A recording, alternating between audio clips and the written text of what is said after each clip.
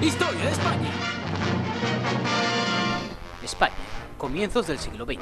En aquellos tiempos reinaba Alfonso XIII y mandaba bastante. La mayoría de la actividad económica la encontramos en la industria del norte, propiedad de la alta burguesía. Pero sobre todo en el campo, propiedad de nobles, terratenientes y la iglesia, del que vivía la mayoría de la población. Los obreros de las industrias trabajaban y vivían en condiciones pésimas, con jornadas de trabajo interminables, sueldos miserables y una esperanza de vida muy corta, lo cual era perfecto para los patronos, que incrementaban sus beneficios año tras año mientras sus trabajadores yacían en la miseria. En el campo, la situación no era mucho mejor. El campo español, la principal fuente de riqueza del país. Pese a que existían algunos pequeños propietarios en el norte, la mayoría de los jornaleros trabajaban para los grandes latifundistas, los propietarios que poseían casi toda la tierra y que obtenían grandes beneficios sin moverse del sillón de su palacio.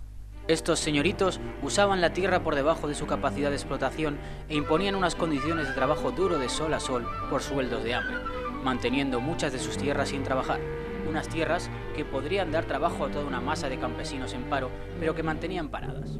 Alfonso XIII gobernaba a través de dos partidos políticos, el conservador y el liberal, que se iban turnando en el gobierno mediante la manipulación y fraude electoral, conocido como el pucherazo. Los obreros de las fábricas comenzaron a hacer grandes huelgas para la consecución de la jornada laboral de 8 horas. Se conquistó por primera vez gracias a la huelga de la CNT en la Canadiense de Barcelona, en una época en la que creció el interés de los obreros en afiliarse a un sindicato para luchar por sus condiciones de vida. Pero los patronos se enfadaron mucho con los sindicatos, así que pagaban a unos pistoleros para que les quitaran de encima a los sindicalistas molestos. Los sindicatos también se enfadaron un poco y comenzaron a vengarse de los patronos que pagaban a los pistoleros. Por entonces surgieron las reivindicaciones nacionalistas de Cataluña y País Vasco. La guerra colonial en Marruecos estaba costando mucho dinero y sangre. Barcelona era escenario de luchas callejeras entre obreros y pistoleros. Y en la lejana Rusia, los comunistas habían echado a los patronos, nobles y curas. Así pues, la oligarquía española y los militares estaban muy nerviosos y comenzaron a tener miedo. De modo que comenzaron a conspirar y apareció un militar dispuesto a salvar a España. Miguel Primo de Rivera. Primo de Rivera disolvió el Parlamento, ilegalizó los partidos y los sindicatos y se puso de dictador. Y al rey le pareció muy bien. El dictador sacó a España de la guerra de Marruecos, acabó con las reclamaciones nacionalistas por la fuerza y acabó con el problema obrero persiguiendo a los obreros y metiendo a los sindicalistas, anarquistas y comunistas en la cárcel. Excepto al PSOE, al que invita a colaborar en su gobierno en cuestiones laborales. Pese a sus esfuerzos, Primo no podía salvar la patria y los problemas le hicieron dejar el poder. Alfonso XIII se quedó de nuevo él solito ante un montón de problemas que sacudían el país y el enfado de la gente en general. Así que convocó otra vez elecciones esperando volver al sistema de antes de Primo de Rivera. Pero en las grandes ciudades, donde era muy difícil cometer fraude electoral que se hacía en el campo, ganaron los partidos partidarios de la República.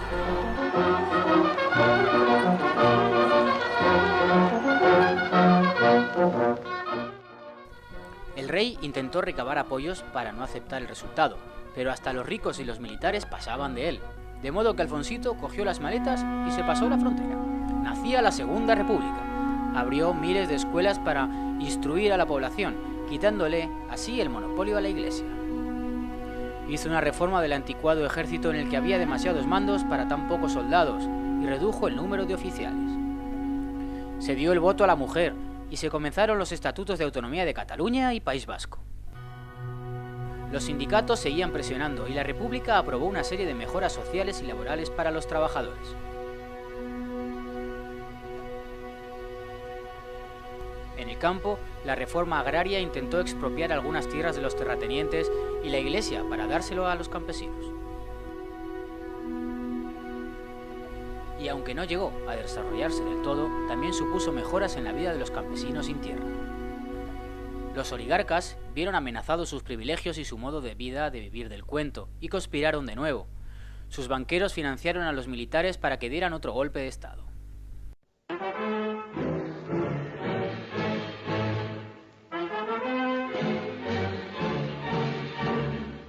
Pero los trabajadores salieron a defender la República, que estaba mejorando sus vidas, y el golpe de Estado fracasó. Comenzaba la guerra civil entre el pueblo en armas y los militares fascistas, que defendían los privilegios apoyados por Mussolini y Hitler, mientras que Inglaterra evitó que ninguna de las democracias ayudara a la República. Solo la Unión Soviética vendió armas a la República, pero pese a los esfuerzos heroicos, 3 años de guerra acabaron con la derrota de la República y la victoria de los fascistas de Franco.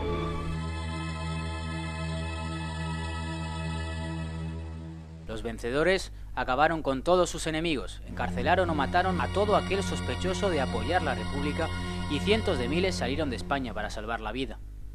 Los oligarcas estaban muy contentos y tenían muchas razones para estarlo, pues sus iguales en Europa también apoyaron a los regímenes fascistas, pero la jugada a ellos les salió mal.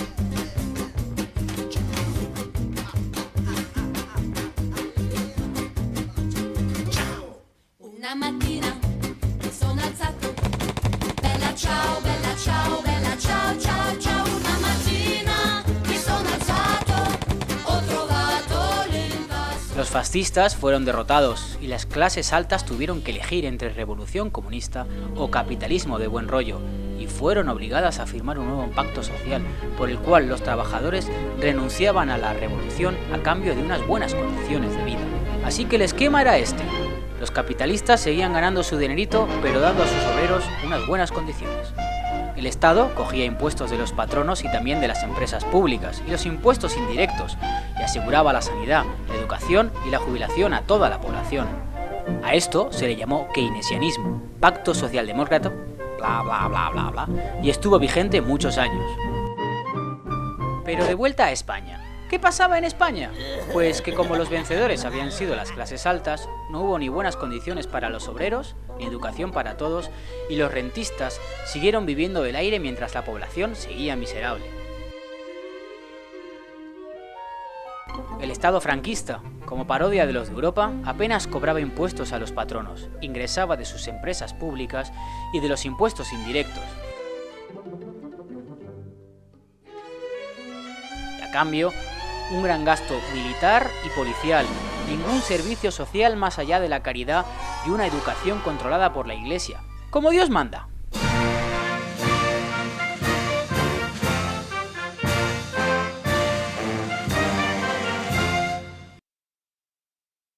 En el campo, la lucha contra el hambre se intentó solucionar abandonando el campo y los campesinos marcharon a las ciudades a engrosar la masa obrera que trabajaba en las fábricas.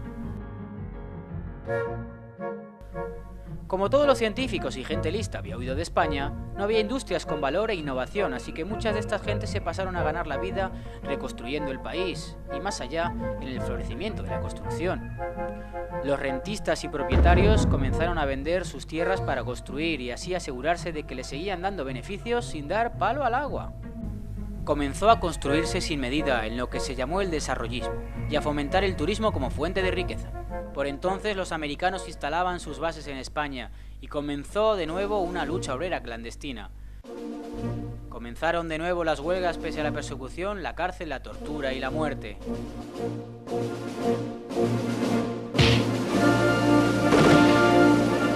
La represión obrera y nacional en el País Vasco produjo el nacimiento de un grupo armado conocido como la ETA. Franco ya estaba viejo y se incrementó la lucha clandestina por las libertades y los derechos sociales. La oligarquía estaba muy nerviosa por los acontecimientos, pero los americanos también, y ya tenía un plan para después de la muerte de Franco. Un partido conservador y otro progresista, que se fueran turnando sin poner en peligro el capitalismo. El partido elegido para ser el partido A fue el PSOE, desaparecido desde la Guerra Civil, y para eso eligieron a este tipo, Felipe González, que se deshizo de los viejecitos del PSOE y se puso él al frente del partido con el apoyo de los socialdemócratas alemanes. Franco nombra como su sucesor a Juan Carlos de Borbón, y poco después la espicha de viejo. Un tío llamado Adolfo Suárez es presidente del gobierno franquista. Los americanos y la socialdemocracia alemana, y a través de fundaciones, dan un montón de dinero y apoyo al PSOE para que compita con los comunistas que han estado 40 años luchando contra la dictadura. Soy moderno, soy eterno y lo estoy pasando bien. El Partido Comunista traga con lo que le echen a cambio de ser legalizados. y los fascistas ahora se convierten en demócratas de toda la vida.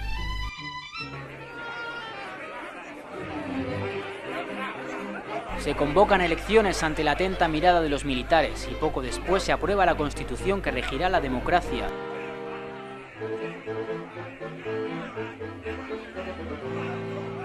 Luego sale elegido Suárez como presidente del gobierno. Es entonces cuando se aprueba el Estatuto de los Trabajadores y comienza el Estado de las Autonomías y las libertades democráticas y derechos civiles. Ahora que hay libertad, algunos quieren sacar a los republicanos muertos de las cunetas, pero la oligarquía eso no lo permite.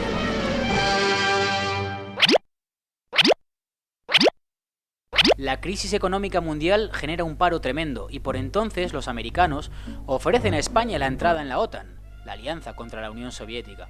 Pero Adolfo les dice que naranjas de la China, lo cual provoca cabreo en los americanos, en el rey y en los militares, y las presiones se vuelven tan grandes que entre unas cosas y otras, Suárez dimite y se pira. Justo después es el intento de golpe de estado de Tejero, que acojona mucho, pero que realmente solo era una maniobra donde está implicado casi todo el mundo para formar un gobierno de salvación nacional, con el rey a la cabeza, pero que es frustrado por el propio Tejero, que creía que el golpe era para volver a los buenos tiempos de Franco. Por entonces parece que no va a haber revolución y cunde la desilusión y apatía en los partidos de izquierda que empiezan a perder gente. Excepto en el PSOE, que pese a que tiene algunas bajas de socialistas honestos, comienza a crecer por otro lado. Fíjense en estos tipos. Los jetas. Trepas con poca o ninguna ideología que se hacen del PSOE porque se huelen que está llamado a tocar poder y así hacer buenos negocios. Y sí, gana el PSOE por mayoría absoluta ante el alborozo general. Felipe se encuentra el Estado franquista y piensa en que hay que cambiarlo por uno keynesiano al europeo si quiere mantener el apoyo de las masas. Pero el problema que se encuentra es que los rentistas, los patronos y ricos en general, no están por la labor de dar ni un duro por el estado del bienestar, que para eso ganaron la guerra. Pero, ¿para qué están los amigos? Los americanos y alemanes siguen ayudando a Felipe y le dan acceso a los mercados financieros, para que le den dinerico al Estado español. Felipe ahora tiene que cumplir su parte del trato. A cambio de todo ese dinero y apoyo recibido, hay que mantener a España en la OTAN. Así que por fin España tenía su estado del bienestar sui generis, donde los ricos dan poco, pero como los mercados nos prestan un porrón de dinero, ya tenemos sanidad, educación y jubilaciones dignas. Eso sí, la pasta hay que ir devolviéndola con lo que crece la deuda. El PSOE en sus inicios aprueba algunas mejoras sociales y laborales, pero poco después quiere que España entre en la Comunidad Económica Europea. Y le dejarán, pero otra vez, a cambio de algo. Europa dará durante años dinero como fondos estructurales para desmantelar la industria española poco a poco, lo cual provoca un gran aumento del paro. Soy moderno, soy eterno y lo estoy pasando bien. El PSOE entonces comienza políticas recortando derechos laborales con el argumento de reducir el paro. Europa también quiere que nos carguemos el campo igual que hemos hecho con la industria y a cambio nos da dinerico. Luego el Congreso aprueba el Tratado de Maastricht por casi todos los partidos de la Cámara. Nosotros no. La libre circulación de capitales se consagra como ley suprema y todo el capital de los ricos puede ir y venir y sobre todo moverse sin control por los paraísos fiscales. Europa nos manda a sus ciudadanos a veranear y dejarnos dinero al turismo y ahora nos vende sus productos los que fabrican sus industrias. El paro crece hasta máximos históricos producto de estas políticas y muchos trabajadores se buscan la vida ellos solos. Es la explosión de los autónomos. Trabajadores por cuenta propia que comienzan a no entender muy bien quiénes son ahora. Yo empresario como este. Estos hechos, más el terrorismo de Estado de los GAL y muchísimos casos de corrupción del PSOE y sus jetas, acaban dando la victoria al Partido Popular. Aznar no pierde el tiempo y comienza a privatizar las empresas públicas dándosela a los suyos. Y sobre todo, aprueba la Ley del Suelo de 1997, por la cual comienza una espiral de especulación y venta de suelo con la que se financian los ayuntamientos y los propietarios obtienen millones de beneficio. Se construye sin medida y se destruye el paisaje, las costas. La construcción da mucho trabajo y entre el ladrillo y los servicios el paro va bajando y bajando. Para que esto funcione, hasta los pobres deben poder comprarse una casa y para eso están los bancos prestando dinero para que puedas tener tu casita en propiedad. Incluso puedes tener tu cochazo y tus vacaciones en Punta Cana mientras devuelvas el dinero al banco durante X años. Los bancos prestan a las pequeñas empresas para que puedan funcionar y prestan también a las grandes para que se expandan y sigan pidiendo créditos para expandirse más. La construcción comenzó a ser el principal motor de la economía con el que el Estado ingresaba mucho dinero. Los precios de la vivienda comenzaron a subir y a subir, pero no pasa nada, te damos más créditos, con el que la burbuja inmobiliaria comenzaba a crecer cada vez más. Los bancos alemanes y otros prestaban a los bancos españoles para que estos prestaran a los constructores. Las familias compraban un pisito hipotecándose con el banco, que a su vez se endeudaba con bancos alemanes, franceses, y durante un tiempo entraba pasta mansada de la construcción y manteníamos los servicios públicos y el Estado, aunque los salarios no subieran ni en estos tiempos de vacas gordas.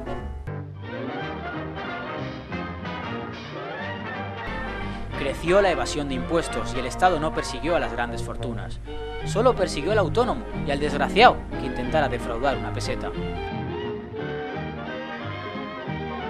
Siguiendo el Tratado de Maastricht, España cede su soberanía monetaria con la entrada al euro, al Banco Central Europeo, controlado por la banca alemana y que su única misión es controlar el déficit, o sea, tener más gastos que ingresos. Y es lo que le faltó al PP para reducir el gasto. Pero el gasto social, sanidad, pensiones y sanidad pública, porque como ellos ya tienen la sanidad privada que se pagan, la pública se la bufa. Aznar es de los pocos líderes mundiales que apoya la guerra de Irak que impulsan los americanos. Más del 80% de la población se manifiesta en contra de la participación española en la guerra de Irak, pero el gobierno del PP persiste en su apoyo. Los atentados de Atocha del 11 de marzo son entendidos por mucha gente como consecuencia de la guerra de Irak y provocan protestas contra la mala gestión del gobierno en este asunto en plena campaña electoral. Gana otra vez el PSOE y Zapatero es presidente del gobierno. A ZP le parece todo muy bien. Está entrando mucho dinero al Estado gracias a la construcción, así que sube el gasto social. Respecto a la burbuja, Zapatero opta por no tocarla, no sea que le explote en las manos. Así que respecto a la economía ya solo se permite subir el salario mínimo interprofesional y realiza políticas de derechos civiles tales como el matrimonio homosexual, políticas de igualdad de género, y nos vende a todos el proyecto de Constitución Europea como una cosa muy buena, con unos debates donde todos defendían el sí. La población, sin enterarse de que iba la cosa, vota mayoritariamente que sí. Aunque por suerte los franceses y holandeses parecía que se la habían leído y votaron que no, echando por tierra ese proyecto que ahondaba aún más en el Tratado de Maastricht. Se le bajaron más los impuestos a los ricos y no se persiguió su evasión fiscal. Incluso el gobierno evitó que la justicia investigara a algún banquero por fraude fiscal.